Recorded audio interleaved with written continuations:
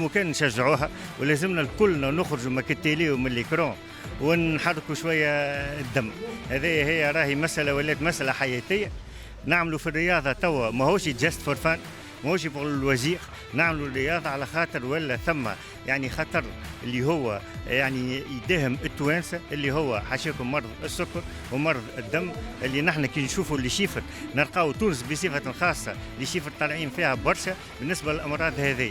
القوانين راهي موجودة ديجا، قانون يعني المسؤولية المجتمعية موجود عنده قديه. القوانين الأخرى اللي هي تحث المنشآت المؤسسات يعني الاقتصادية أنها تشجع الرياضة كيف موجودة. البي بي بي البارتناريا بوبليك بريفي موجود، 2015 من بعد عاودت تنقحوا كل شيء، يعني الإطار القانوني موجود.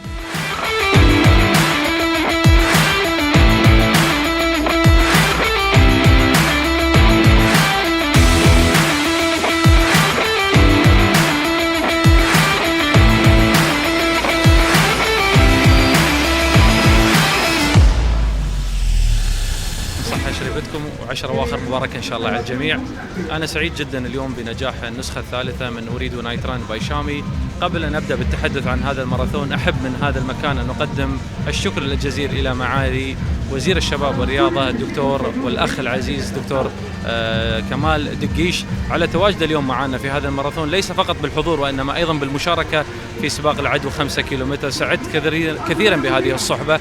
كذلك أحب أن أشكر وزارة الداخلية وفريق العمل، مدير إقليم تونس، وزارة الشباب والرياضة، وزارة أيضا المرأة والأسرة والطفولة، وزارة السياحة على الجهود الكبيرة اللي قدموها اليوم، وأنتم كذلك إخواننا الصحفيين. طبعا نجاح أريد نايت ران باي شامي للسنة الثالثة على التوالي جاء نتيجة بالفعل فريق عمل قائم عليه.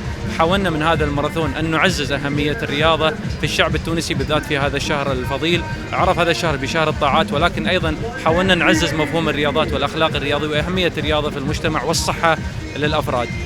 أيضا لما يكون عندنا في هذا الماراثون هناك سبب لأن احنا نجري عشانه، ولما يكون هذا السبب سبب نبيل ان احنا نكون نجري لجمعية إيرادات هذا الماراثون لجمعية ديار الأمل تونس للأطفال فاقدي السند، بالفعل هذا هدف استراتيجي، مسؤولية اجتماعية كبيرة لدى مؤسسة تريد تحت برنامجها تونس تعيش.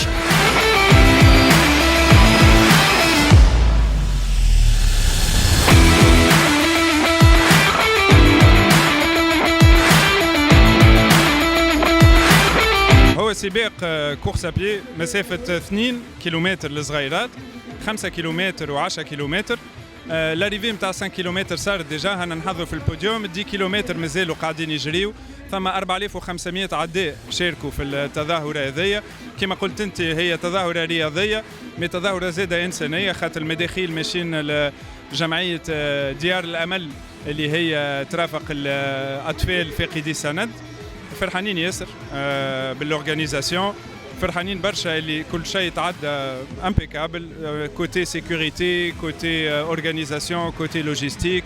دونك كي نشوفوا العباد باللي ميداي نتاعهم وفرحانين كبار وصغار واطفال ورجال كبار، ما نجموا نكونوا كان فرحانين.